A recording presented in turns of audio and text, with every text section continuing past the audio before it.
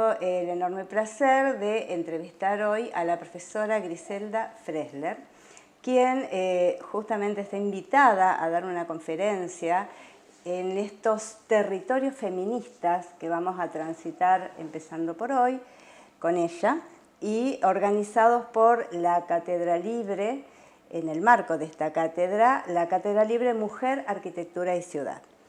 Es una asignatura optativa y bueno, ellos han organizado estas charlas y justamente el título que nos convoca hoy para charlar con Griselda es Diseños postcoloniales más allá de las curvas, el calor y el color.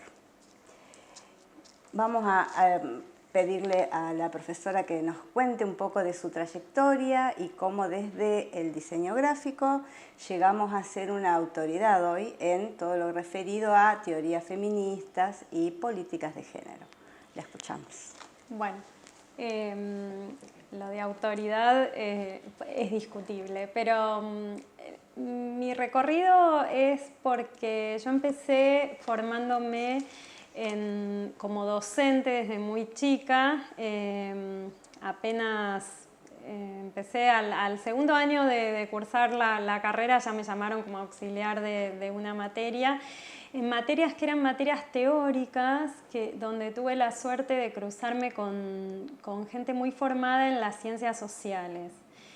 Y esta perspectiva, esta manera de cruzar la cuestión del diseño como una práctica cultural hizo que yo estuviera también en contacto y sensibilizada con otros discursos que hicieron que después, a la hora de especializarme más en la etapa de posgrado, bueno, me inclinara hacia los estudios de género. En un primer momento mi directora fue la profesora Leonora Arfuch, que me incentivó muchísimo a que siguiera por este camino, porque en realidad en nuestra facultad no estaba muy desarrollado este cruce de pensar, bueno, el campo del diseño y la perspectiva de género. Algo que sí ocurría en otras disciplinas, en otras universidades, en otras facultades, como podía ser de ciencias sociales o de filosofía y letras, o psicología, donde la perspectiva de género hacía décadas que estaba instalada en términos académicos. En nuestra facultad esto no ocurría y la verdad es que lo que yo siempre digo es que mi formación de diseñadora hizo que dijera, bueno, no existe, diseñémoslo, digamos, ¿no? Como cierta idea de oportunidad de decir, bueno, construyamos este proyecto. Entonces, a mí muchas veces me preguntan, bueno, vos ya no trabajás más de diseñadora. Y yo digo, no, sí, yo sigo trabajando de diseñadora porque el proyecto que estoy haciendo ahora es el de la materia, o sea, yo la materia la diseñé, los proyectos que yo hago, yo los pienso como proyectos de diseño, mi cabeza funciona igual. Después, si el proceso es el mismo, después si el proyecto final es un objeto, un libro o una materia, eso para mí ya es de otro plano, ¿no? Entonces, en ese sentido me parece que está bueno poder también entender que los procesos de diseño son una puerta interesante y permeable a poder introducir otras perspectivas y potenciarlos, ¿no? Entonces, bueno, desde ahí empecé y por supuesto con el incentivo de darme cuenta que cada paso que uno hacía era un paso novedoso o original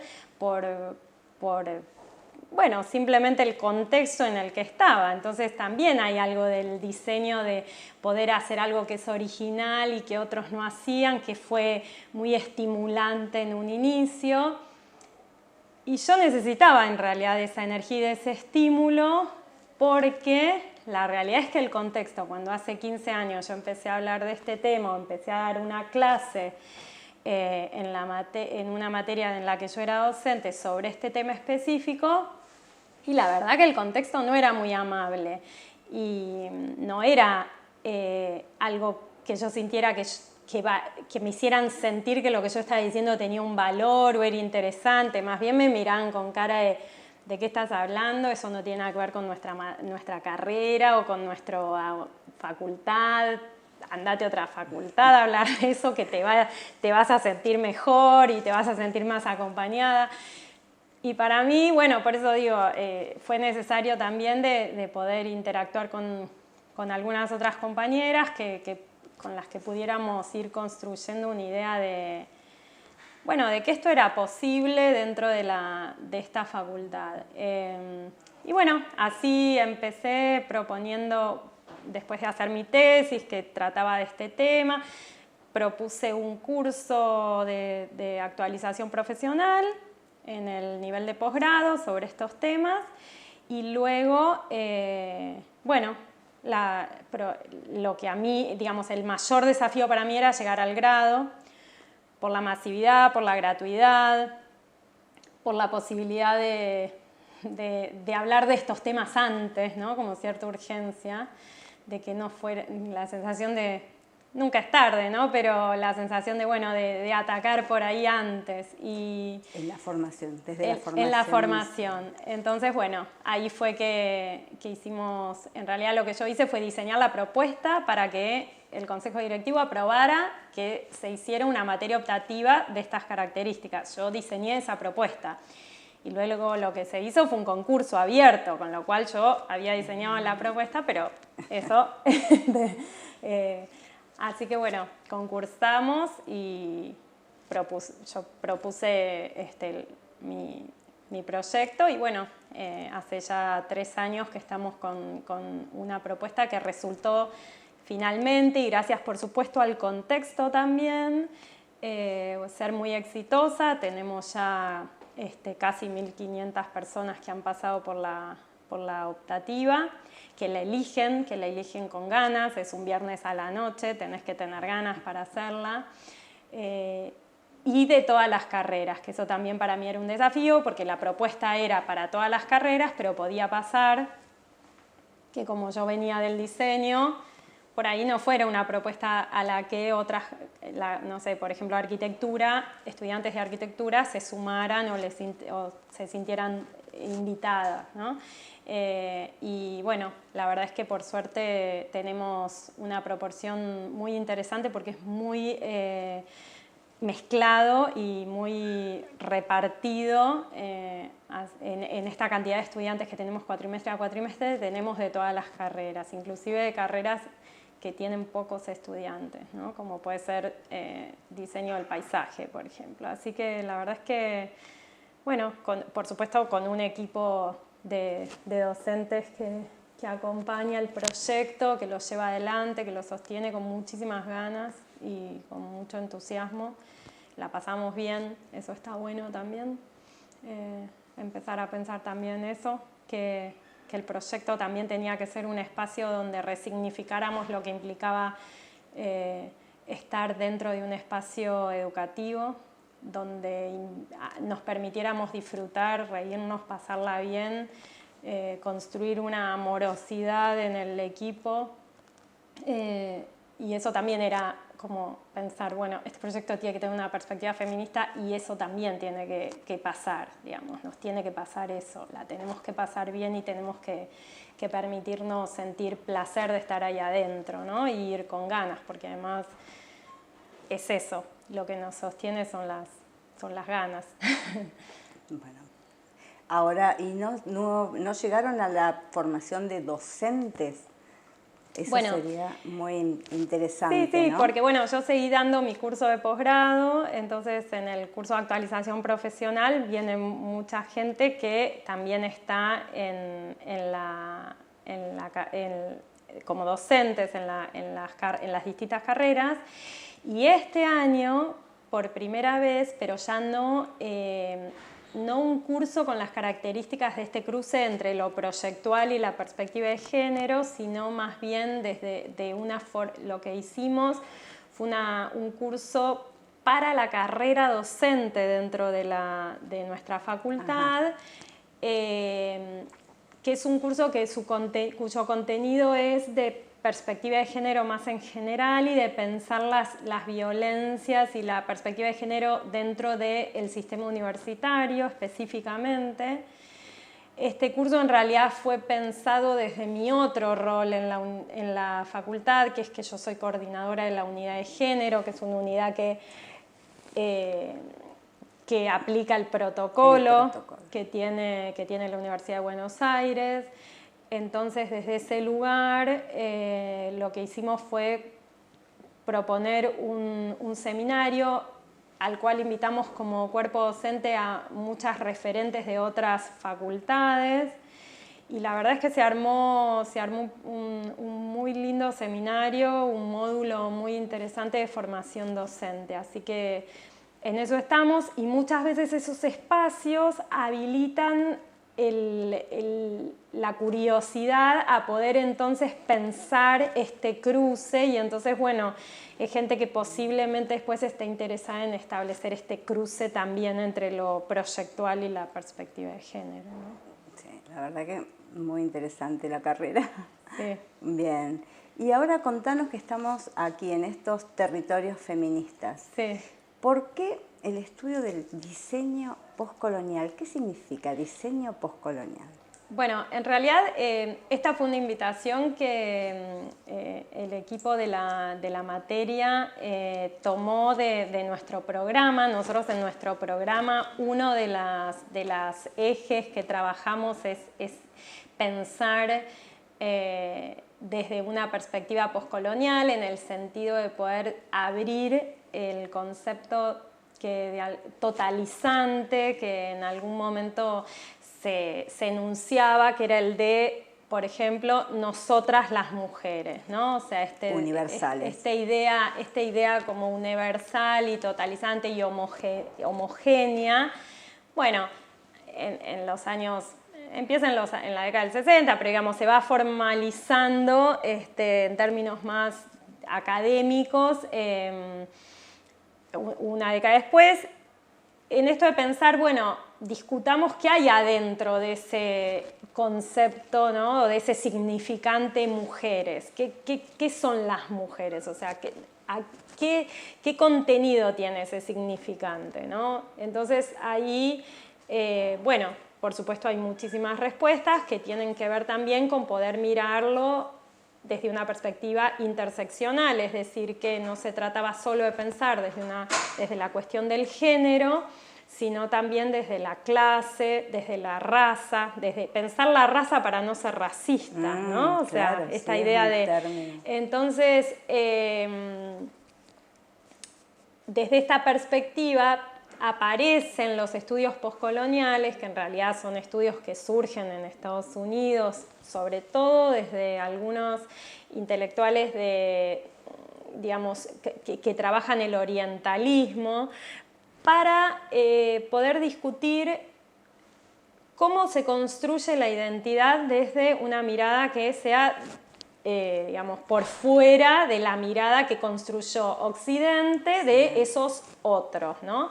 Y podríamos entonces decir, al interior de los feminismos, bueno, ¿qué otros feminismos aparecen por fuera del feminismo académico blanco, ¿no? Entonces, un poco es tomar eso, y el título que yo le puse a uno de los módulos, que es el de las 3C, ¿no? Calor, color y curvas, en el sentido de como este estereotipo de lo latinoamericano, digamos, que necesariamente tiene que cumplir con esas 3C, y bueno, y hacer esta pregunta, ¿no? De cómo también hay una construcción acerca de lo latino o lo latinoamericano que tiene que ver con esto, y bueno, y hacernos la pregunta respecto a esto y hacer operaciones que tiendan a la desencialización de estos estereotipos, digamos, de estas ideas a veces fijadas, a poder visibilizar ciertas operaciones desde el campo proyectual que tienen que ver con la autoexotización, es decir, con replicar y construir a ese buen salvaje para que encaje dentro de el mainstream de lo que es el diseño y la arquitectura. Bueno, abrir el juego a pensar estas cuestiones también desde lo diseñístico, también desde lo proyectual, y siempre desde un paradigma donde se piensa las identidades en términos no esencialistas, sino más bien, como diría Spivak, desde un esencialismo estratégico, es decir, asumirse como e identificarse por ahí como mujeres en determinado contexto para una acción política determinada, pero no por ello pensar que la identidad es una esencia fija y que es un ser, y sino sumarnos a ideas más contemporáneas respecto al concepto de identidad, que tienen que ver con pensarlo en términos de una identidad más, digamos, de la identidad narrativa, ¿no? De la identidad narrada, de la identidad que se construye, de la identidad que se puede deconstruir y que está absolutamente atravesada por este sistema de identificaciones, ¿no? Y que este sistema de identificaciones está atravesado por un sistema de poder y de significantes que son más prevalentes que otros. Y en ese sentido es que me parece que pensarlo en términos del feminismo postcolonial puede ser operativo para poder problematizar algunas escuelas de diseño, algunas ideas acerca del proyectar desde Latinoamérica, reproduciendo ciertos esencialismos que a veces son como bastante vacíos en su contenido, ¿no? Entonces, bueno, en eso estamos. Son todas, siempre son ejes para problematizar y para discutir, no tenemos demasiadas respuestas tampoco. Claro. Bueno, yo justamente te iba a decir, bueno, con qué preguntas nos vamos a ir después de esta conferencia, pero amplias, muchísimas por lo que estoy viendo.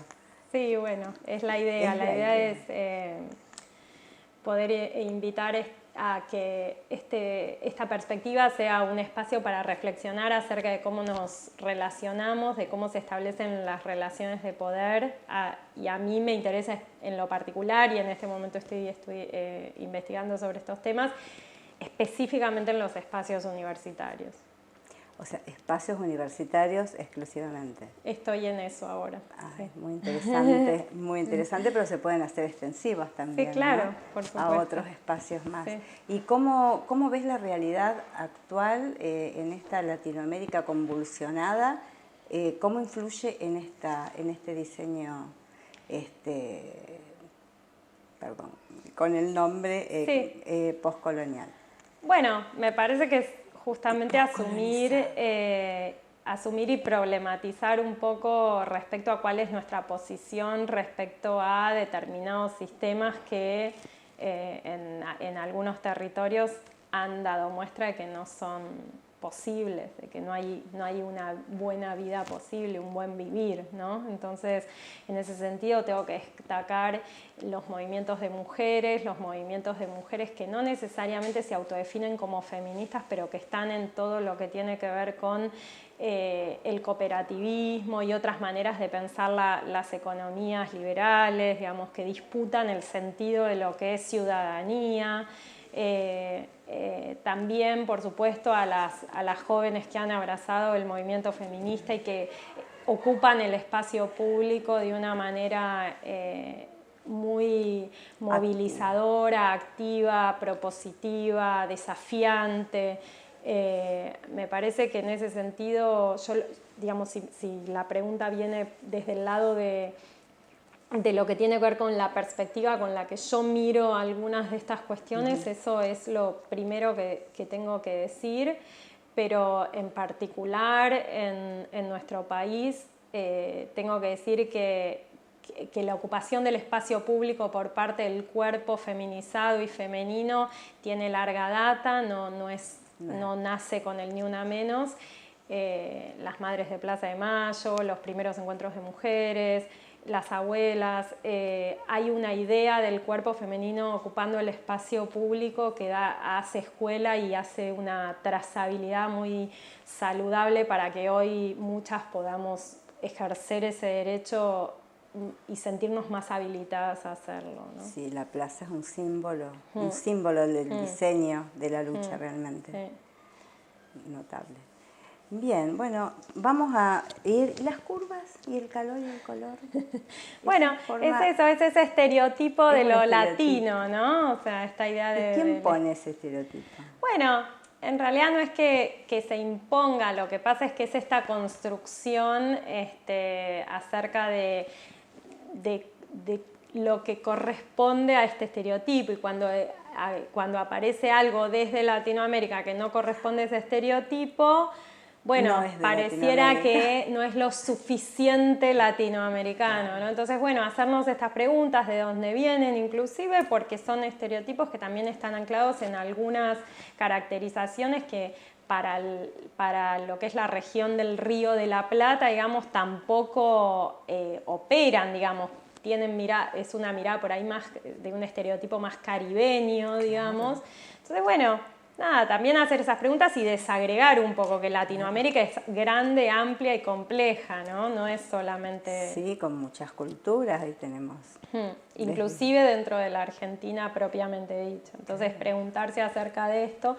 Bueno, es la gran discusión acerca de la identidad nacional, que por supuesto no es mi especialidad y no podría dar una clase sobre identidad nacional, pero sí pensar la cuestión de la identidad en términos de lo que es el diseño, y muchas veces abrazar esas identidades fijas, nacionalistas, bueno, sin problematizarlas, a mí me parece que es un desperdicio. Me parece que el espacio del taller dentro de la universidad pública es un espacio que tiene la responsabilidad de problematizar algunas de estas cuestiones, ¿no? Sí, totalmente de acuerdo.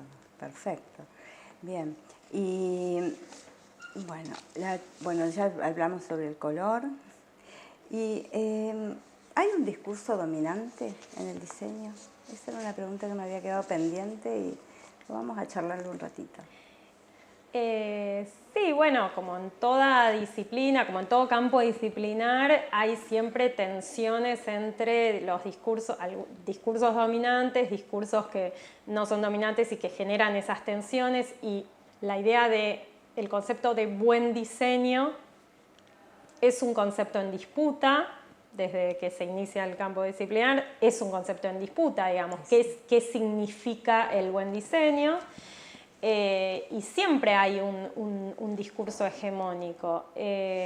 Lo interesante es que para que haya hegemonía también hay contrahegemonía, digamos, está esta tensión. Entonces, lo que en todo caso la perspectiva de género viene a hacer es a discutir esta hegemonía, es a discutir este discurso dominante, que históricamente es el discurso que desde los feminismos que empiezan a trabajar el diseño y la arquitectura en los años 70 dentro de la academia, en el mundo anglosajón, bueno, lo empiezan a definir a este discurso dominante como el discurso del movimiento moderno, digamos, un discurso totalizante, un discurso que concebía un sujeto universal que en definitiva era un falso universal porque correspondía a un sujeto privilegiado, claro, que generalmente era un varón, blanco, heterosexual, adulto, etc. Y bueno, hoy me parece que es interesante poder resignificar esto y poder entender que quizás hay una tensión, y no es que hay un discurso dominante, que también el proyecto moderno ha sido resignificado, y hay que pensar, me parece estratégicamente, dónde está hoy los discursos dominantes, y no quedarnos tampoco con una idea fijada acerca de dónde está el discurso dominante, porque no es un ente fijo, una entidad fija, sino que me parece que lo interesante es poder entenderlo como este juego de tensiones por cómo se construye el significado del buen diseño, ¿no? Bárbaro. Bien, y otra, hablando de diseño, bueno, ya hablamos mucho de género, pero no hay neutralidad entonces en nada que diseñemos, ¿no? No, justamente esta idea del movimiento moderno, donde estaba la posibilidad de un diseño universal que necesariamente tenía que ser neutral, bueno, justamente es una falsa neutralidad, y es un discurso que en realidad lo que ha sido demostrado es que privilegia a los privilegiados. Entonces, el desafío, me parece, justamente de la perspectiva de género como de otras perspectivas críticas del diseño moderno, es la de empezar a socavar este mecanismo, ¿no? Que el diseño no sea un dispositivo que solo opere para privilegiar a los que ya están privilegiados.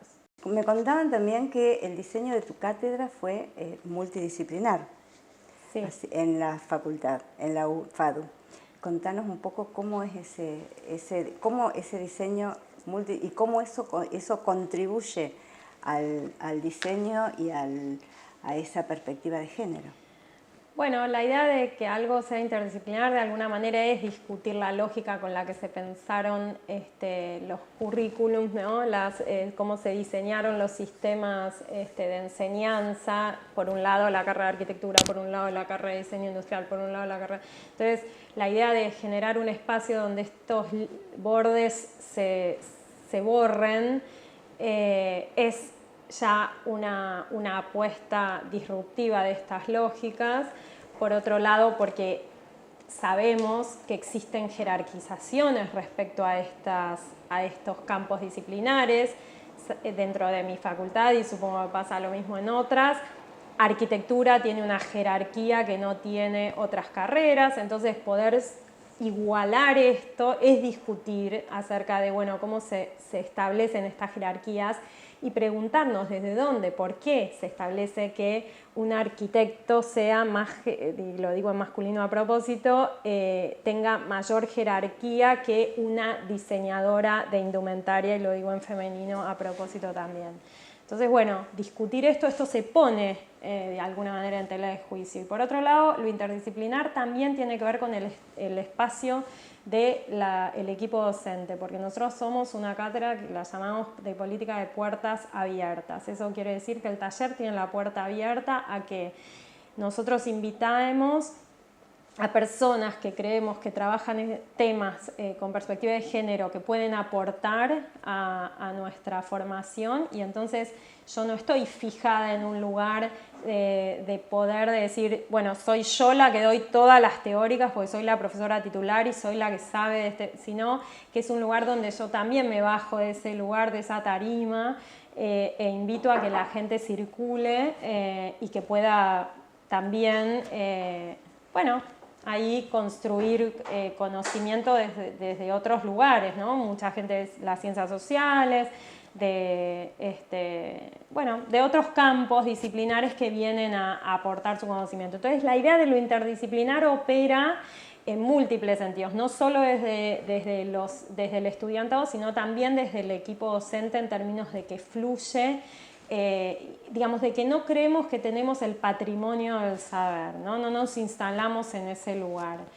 Y por otro lado, lo interdisciplinar se juega de manera muy interesante porque cuando tienen que producir el proyecto y allí hay un tiempo, un proceso de diseño, bueno, es muy interesante como ahí se materializan los aportes y las tensiones también que hay entre las disciplinas, y ver cómo van desandando esto, resolviéndolo, y en estas discusiones y ahí también se construye muchísimo y se aprende muchísimo. Y para nosotros eso, por más que por ahí en el momento los estudiantes lo vivan como algo, como parte de estas dinámicas de tratar de armar un grupo y resolver problemas, ahí están construyendo un sentido muy interesante que tiene que ver con desafiar estos bordes que están diseñados hace mucho tiempo y que me parece que es interesante empezar a discutirlos.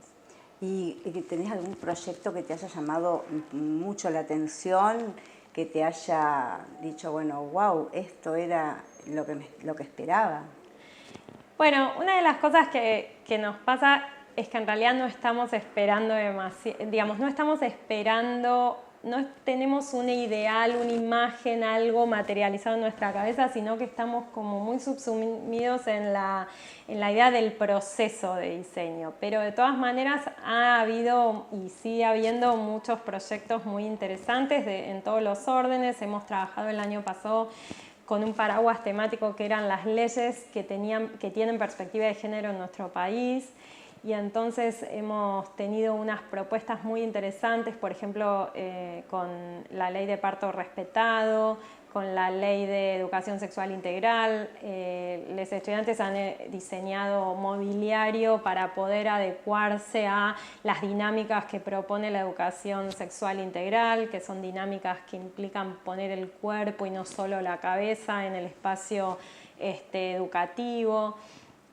Ha habido también propuestas que tienen que ver con el espacio urbano, con la ley de talles, con repensar, digamos, la verdad es que son muchísimos los proyectos que se han desarrollado en estos años, y nuestra idea, ojalá podamos concretarla y materializarla, es poder hacer una exposición con todos estos trabajos, porque la verdad es que vale la pena poder visibilizarlos, exactamente. Sí. Bueno, muchísimas gracias por este tiempo que nos dedicaste, y bueno, vamos a continuar después charlando en la conferencia. Muchísimas gracias a ustedes.